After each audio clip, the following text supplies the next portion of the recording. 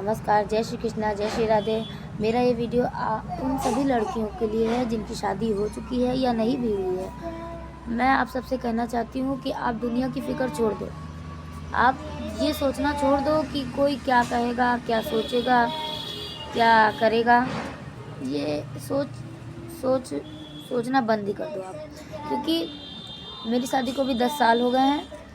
मैंने ये दुनिया की सोचकर अपनी ज़िंदगी के 10 साल बर्बाद किए। 10 साल मैंने यही सोचा कि मेरे घर वाले क्या कहेंगे, लोग क्या कहेंगे, ये क्या कहेगा, वो क्या कहेगा। लेकिन अब मैं नहीं सोचती हूँ। अब मैं सिर्फ यही सोचती हूँ कि मुझे अपने दिल से मजबूत होना है। कोई मेरे मुंह पे गाली दे के चला जाता है, लेकिन फिर भी मैं नहीं बोलती। और आपको भी मैं यही बताना चाहूँगी, यही कहना चाहूँगी कि आप ये सोचना छोड़ दो कि आपके लिए कोई खड़ा हो। आप खुद के लिए खुद खड़े होना सीखो। आप खुद का सहारा बनो। कोई आपको सहारा क्यों देगा? कोई आपका आंसू क्यों पोंछेगा? आप ये सोचो ही मत कि आपका आंसू कोई पोंछे।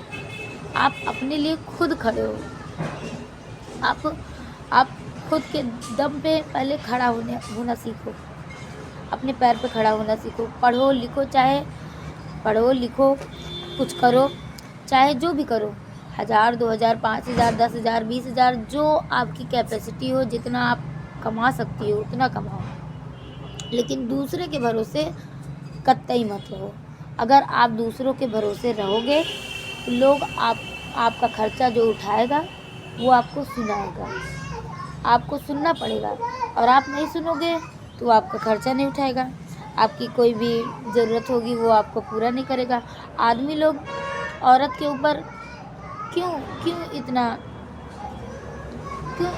शासन करते हैं? क्यों औरत को ही हमेशा क्यों सुनना पड़ता है? वो इसीलिए ना कि अधिकतम औरतें जो हैं वो हाउसवाइफ बन गई हैं।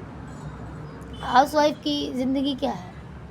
आप सभी जानती होंगी, जो हाउसवाइफ होंगी वो जानती हैं कि हाउसवाइफ की ज़िंदगी क्या है। हाउसवाइफ होने का दर्द एक हाउसवाइफ ही समझ सकती है। वर्किंग वूमेन के ऊपर जो बंडल होता है वो वर्किंग वूमेन समझ सकती हैं, लेकिन वर्किंग वूमेन के लिए भी आसान नहीं होता है कि वो बाहर निकल के जॉब करें, बाहर निकल के कुछ करें। उनके लिए भी आसान नहीं होता है। उनको भी लोग कब नहीं परेशान करते हैं। उनको घर और बाहर दोनों मैनेज करना पड़ता है। बट जो औरतें घर में रहती हैं उनको कुछ ज़्यादा ही परेशान किया जाता है। अधिकतम घर में जो सासें होती हैं वो सोचती हैं कि बहू आई है तो वो मुझे माँ की तरह समझे। माँ की तरह समझे वो ठीक है, आपको माँ की तरह समझेगी भी, लेकिन क्या आप अपनी बहू को अपनी बेटी समझ रही हैं? अगर आप अपनी बहू को अपनी बेटी नहीं समझेंगी तो बहू आपको माँ कैसे समझेगी? वो कैसे आपकी बेटी बन पाएगी? जब वो बेटी बनेगी तभी वो आपको माँ समझेगी ना। जब आप उसको बहू की तरह रख रहे हो तो बहू बन के ही रहेगी। जब आप उसके साथ सास के जैसा बिहेव कर रहे हो तो सास की तरह आपके साथ भी बिहेव करेगी। सास ही समझेगी आपको, माँ कैसे समझ सकती है? तो अगर आप चाहते हो कि आपकी बहू आपको माँ समझे तो पहले आप अपनी बहू को बेटी समझो, बेटी समझो। अब लोग कहते हैं कि मैं अपनी बहू को बेटी की तरह मानती हूँ। अरे मानने से थोड़ी ना होता है, समझने से होता है।